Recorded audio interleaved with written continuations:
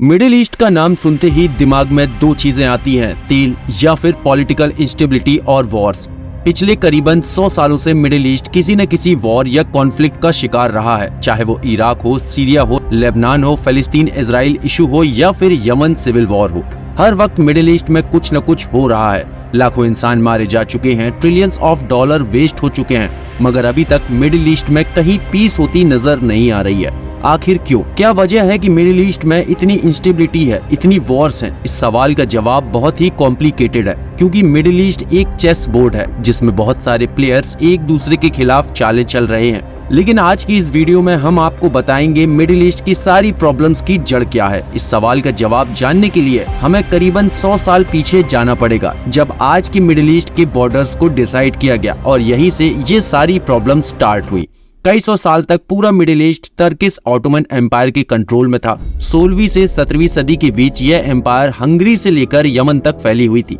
इन सारी किंगडम में हर तरह के लोग रहते थे, क्रिश्चियंस, मुस्लिम, पारसी और ज्यूस। लेकिन फिर 19वीं सेंचुरी के बाद ऑटोमन एम्पायर का डिक्लाइन शुरू हो गया और यही वो वक्त था जब ब्रिटिश एम्पायर एशिया के अंदर अपना कंट्रोल बढ़ा रही थी। ब्रिटिश एम्पायर को सबसे बड़ा खतरा इसी ऑटोमन एम्पायर से था, बिकॉज उसके कंट्रोल को एशिया से यूरोप तक पहुंचाने में सबसे बड़ी रुकावट यही ऑटोमन एम्पायर थी। इसी का तोड़ करने के लिए ब्रिटिश एम्पायर ने मिडिल ईस्ट पर अपनी कॉलोनी बनाना शुरू कर दी। सबसे पहले 1820 में ब्रिटिश एम्पायर ने यूएई के साथ एग्रीमेंट किया, फिर 1839 में यमन, 1861 में बहरीन और फिर 1888 में इजिप्ट के साथ एग्रीमेंट किया और इन सारे एरियाज को अपने कंट्रोल में ले लिया। इजिप्ट का कंट्रोल आते ही ब्रिटिश के हाथ में स्विस कैनाल का कंट्रोल आ गया और उसके लिए ऑटोमन एम्पायर को अवॉइड करके एशिया पहुंचना बहुत आसान हो गया। ऑटोमन एम्पायर ब्रिटेन के इस बढ़ते हुए कंट्रोल को देख रही थी और वो जानती थी कि ब्रिटिश एम्पायर का यह बढ़ता हुआ इन्फ्लुएंस उसके लिए कितना खतरनाक साबित हो सकता है। इसलिए 1914 में शुरू हुए वर्ल्ड वॉर 1 में ऑटोमन एम्पायर ने जर्मनी का साथ दिया और यही वो वक्त था जब ब्रिटेन और फ्रेंच एम्पायर ये डिसाइड कर चुके थे कि अब उन्हें हर कीमत पर इस ऑटोमन एम्पायर को खत्म करना है। इसी प्लान के लिए फ्रेंच और ब्रिटिश एम्पायर ने एक सीक्रेट एग्रीमेंट साइन किया जिसका नाम था साइक्स-पीको एग्रीमेंट। इस एग्रीमेंट के अकॉर्डिंग वर्ल्ड वॉर 1 खत्म होने के बाद ये इराक से लेकर कुवैत का सारा एरिया डायरेक्ट ब्रिटिश कंट्रोल के अंदर चला जाएगा। जॉर्डन वाला एरिया एक इंडिपेंडेंस अरब स्टेट बनेगा पर रहेगा ब्रिटिश इन्फ्लुएंस के अंदर।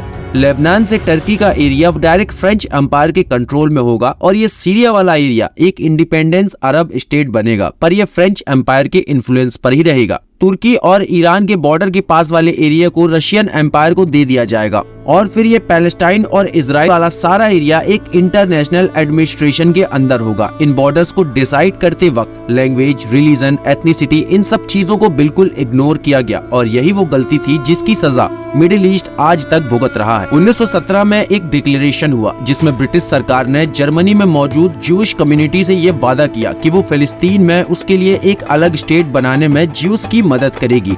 इस डिक्लेरेशन को बेल्फोर डिक्लेरेशन कहते हैं और यही वो टाइम था जब वर्ल्ड सुपर पावर्स ऑयल की तलाश में थी, क्योंकि वर्ल्ड वॉर 1 के बाद सब जान चुके थे कि 20वीं सदी पर वही राज करेगा जिसका तेल पर कंट्रोल होगा। उस वक्त अमेरिका दुनिया का सबसे बड़ा तेल प्रोड्यूसर और सप्लायर था और ब्रिटेन की 80% ऑयल सप्लाई अमेरिका से ही आती थी। मगर उस वक्त के अमेरिका के प्रेसिडेंट थे बोल्ट विल्सन, जो एम्पायर्स के कॉन्सेप्ट के खिलाफ थे और इसी चीज को भांपते हुए ब्रिटेन अमेरिका को रिलायबल नहीं समझता था। वो हर कीमत पर अमेरिका से अपने तेल की डिपेंडेंसी को खत्म करना चाहता था। अब तेल उस जमाने में सबसे पहले 1908 में इधर ईरान में डिस्कवर हुआ, मगर वो बहुत थोड़ी सी क्वांटिटी में था, इसलिए ब्रिटिश एम्पायर इन सारे एरिया में बहुत तेजी से तेल तलाश कर रही थी। लेकिन इस खोज को अभी कुछ और साल लगने वाले थे।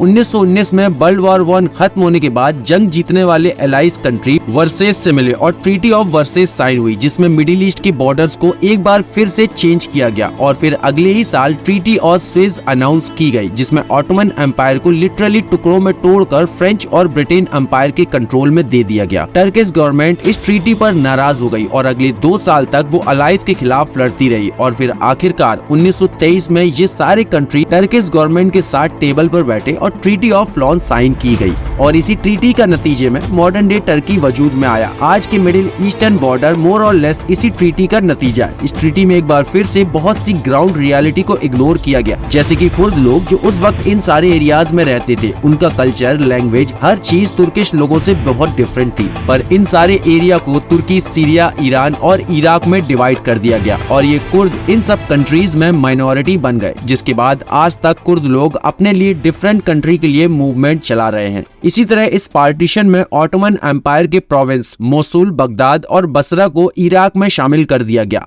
हालांकि इन तीनों प्रोविंस के डेमोग्राफिक्स बहुत ही डिफरेंट थे। फॉर एग्जांपल, मोसुल में कुर्दिश लोग रहते थे, बगदाद में सुन्नी अरब मुस्लिम रहते थे और बसरा में ज्यादातर शिया अरब मुस्लिम रहते थे। इसी तरह कुवैत, जो पहले इराक का हिस्सा था, उसे इराक से सेपरेट कर दिया गया और फ्यूचर में यही वो चीज थी जो इराक कुवैत वॉर की वजह बनी। इसी तरह लेबनान को सेपरेट करके फ्रेंच कंट्रोल के अंदर एक इंडिपेंडेंस स्टेट बना दिया गया। उस वक्त लेबनान में 80% क्रिश्चियन और 20% मुस्लिम रहते थे और ये डिवीजन भी फ्यूचर में बहुत बड़ी प्रॉब्लम क्रिएट करने वाली थी। इसी तरह दमास्कस, अलेप्पो और डेर जोर को इकट्ठा करके बहुत सारे शिया, सुन्नी, कुर्द, अलवी क्रिश्चियन इकट्ठा करके वो कंट्री बनाया गया जिसे हम आज सीरिया के नाम से जानते हैं। फिर 1930 में टर्की ने फ्रेंच एम्पायर को प्रेशराइज करना शुरू कर दिया कि वो सीरिया के प्रोविंस अलेक्जेंड्रिया को तुर्की में शामिल करें, बिकॉज वहाँ पर बहुत बड़ी टर्किश कम्युनिटी रहती थी। अब क्योंकि टर्की वर्ल्ड वॉर 1 में पहले ही जर्मनी के साथ लड़ा था, तो फ्रांस डर रहा था कि कहीं टर्की दोबारा जर्मनी के साथ न मिल जाए, इसलिए फ्रांस ने टर्की की बात मानते हुए 1938 में अलेक्जेंड्रिया को सीरिया से अलग कर दिया और फिर अगले ही साल 1939 में टर्की ने एक रेफरेंडम के थ्रू इन सारे एरिया को वापस टर्की में शामिल कर लिया। इस एरिया को आज अंताकिया कहा जाता है और यहीं से टर्की और सीरिया के बीच वो तनाव शुरू हुआ जो आज तक चला आ रहा है। सीरिया आज भी अंताकिया को अपना हिस्सा मानता है। इसी तरह सीरिया और इराक की मेन वाटर सप्लाई यूफ्रेट और टिग्रिस रिवर से आती है और ये दोनों रिवर टर्की से निकलते हैं। टर्की ने इन दोनों रिवर्स के ऊपर डैम्स बनाए और ये डैम्स आज तुर्की, सीरिया और इराक के बीच तनाव की एक बड़ी वजह है।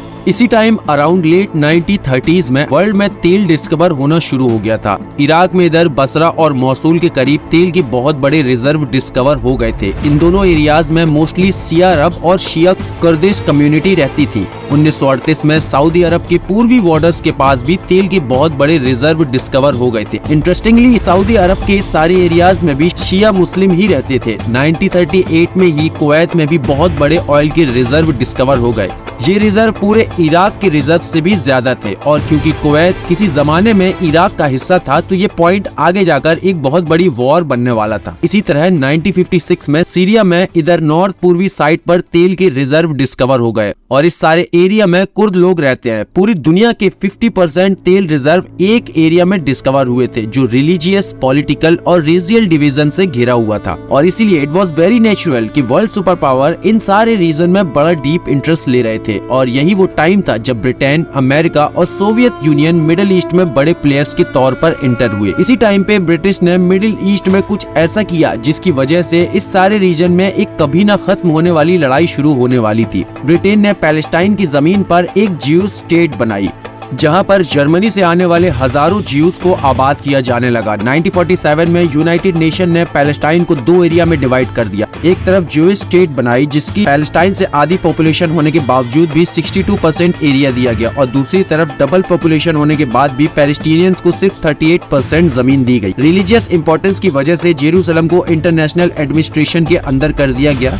प्लान प्रपोज होने के एक साल बाद ही ब्रिटेन वहाँ से चला गया और इसराइल ने इंडिपेंडेंस डिक्लेयर कर दी और फिर वो कॉन्फ्लिक्ट शुरू हुआ जो आज भी कई लाख मासूम लोगों की जान ले रहा है। इसराइल की इंडिपेंडेंस डिक्लेयर करने के बावजूद भी किसी अरब कंट्री ने उसे एक्सेप्ट नहीं किया और 1948 में कई अरब स्टेट ने इसराइल पर अटैक किया, मगर इसराइल ये वार जीत गया और इसके नतीजे में इसराइल ने न सिर्फ जोश बल्कि 60% अरब एरिया पर भी कब्जा कर लिया। करीब 7 लाख पैलेस्टीनियंस अरब अपना घर छोड़कर लेबनान चले गए और इस माइग्रेशन ने पूरे लेबनान के डेमोग्राफिक्स बदल दिए क्योंकि अब वहाँ पर मुस्लिम मेजॉरिटी में हो चुके थे और यही चेंज आगे चलकर 1975 से 1990 के बीच लेबनान में एक बहुत बड़ी सिविल वॉर की वजह बनी। दूसरी तरफ ज्यूज लगातार पूरी दुनिया से आकर इधर इजराइल में सेटल हो रहे थे और अब पैलेस्टाइन के इस सारे एरिया में मुस्लिम कम और ज्यूज ज्यादा थे। इस पार्टीशन के कुछ साल के बाद 1954 में इजिप्ट में जमाल अब्दुल नासिर प्रेसिडेंट बन गए। नासिर का एक ड्रीम था कि सारे अरब कंट्रीज इकट्ठे होकर एक कंट्री बन जाए और इस तरह वो इजराइल से लेकर अरब वर्ल्ड के हर दुश्मन को हरा सकेंगे। लेकिन नासिर न सिर्फ इजराइल और अमेरिका के अगेंस्ट थे बल्कि वो सऊदी अरब और कुवैत के भी खिलाफ थे, क्योंकि उनकी नजर में ये दोनों कंट्रीज मुसलमान के दुश्मन अमेरिका से करीब हो रहे थे। 1956 में नासिर ने स्विस कैनाल बंद कर दी, जिसका नतीजे में फ्रांस, ब्रिटेन और इजराइल ने मिलकर इजिप्ट पर अटैक कर दिया। लेकिन इजिप्ट ये वॉर जीत गया और पूरे अरब वर्ल्ड में हर तरफ अब्दुल नासिर के चर्चे होने लगे। पूरी अरब वर्ल्ड अब्दुल नासिर की नेशनलिस्ट आइडियोलॉजी से बहुत ज्यादा इम्प्रेस थी और इसी से इन्फ्लुएंस होकर 1962 में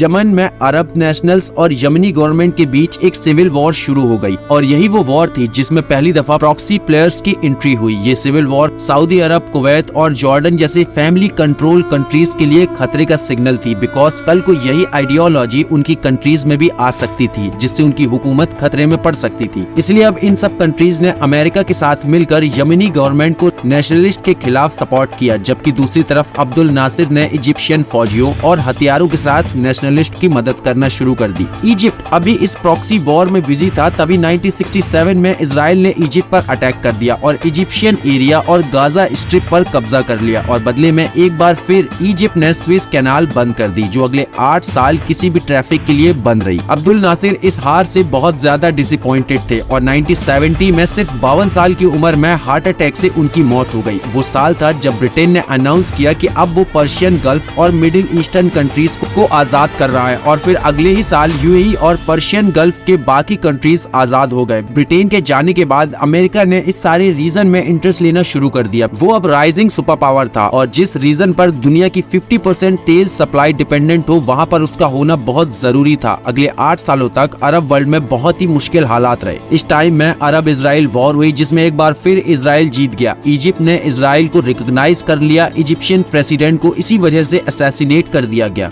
और इसी तरह लेबनान में फिलिस्तीनियंस और लोकल्स के बीच एक बहुत ही इंटेंस सिविल वॉर शुरू हो गई, जो 1990 तक रही। तो मिडिल ईस्ट में एक तरफ ये सारी लड़ाई चल रही थी, वहीं दूसरी तरफ इसी टाइम में ईरान में एक बहुत बड़ी रेवोल्यूशन आ चुकी थी। साल 1979 में रुहुल्लाह खामनेई ने शाह ऑफ ईरान की गवर्नमेंट को उल्टा कर ईरान का कंट्रोल ले लिया। 1979 के बाद ईरान कम्प्लीटली ट्रांसफॉर्म हो गया। ईरान अब एक स्ट्रिक्ट शिया इस्लामिक देश था और वो ये आइडियोलॉजी अब बाकी कंट्रीज तक ट्रांसफर करना चाह रहा था। सऊदी अरब, यमन, बहरीन और इराक के सुन्नी रूलर्स के लिए जाहिर सी बात है ये बहुत बड़ा खतरा था और यही वो टाइम था जब इराक में सद्दाम हुसैन पावर में आ चुका था। सद्दाम सुन्नी मुस्लिम था और उसे डर था कि कहीं ईरानियन रेवोल्यूशन की आइडियोलॉजी इराक तक न पहुंच जाए और अगर ऐसा हो गया तो इराक उसके हाथ से निकल जाएगा, बिकॉज इराक के मोस्टली तेल रिजर्व शिया मेजॉरिटी एरिया में ही थे। इस रेवोल्यूशन को खत्म करने के लिए सद्दाम हुसैन ने 1980 में ईरान पर अटैक कर दिया और ये वार करीब 8 साल तक चलती रही। अमेरिका, सऊदी अरब और कुवैत लगातार सद्दाम को हेविली फंड करते रहे, मगर फिर भी 8 साल के बाद साल 1988 में ईरान इराक वॉर बगैर किसी नतीजे के खत्म हो गई और इस वॉर ने इराक को इकोनॉमिकली बहुत ज्यादा डैमेज किया। सद्दाम हुसैन ने कुवैत से रिक्वेस्ट की कि वो उसका $65 बिलियन का लोन माफ कर दे, जो उसने इराक को ईरान के खिलाफ लड़ने के लिए दिया था,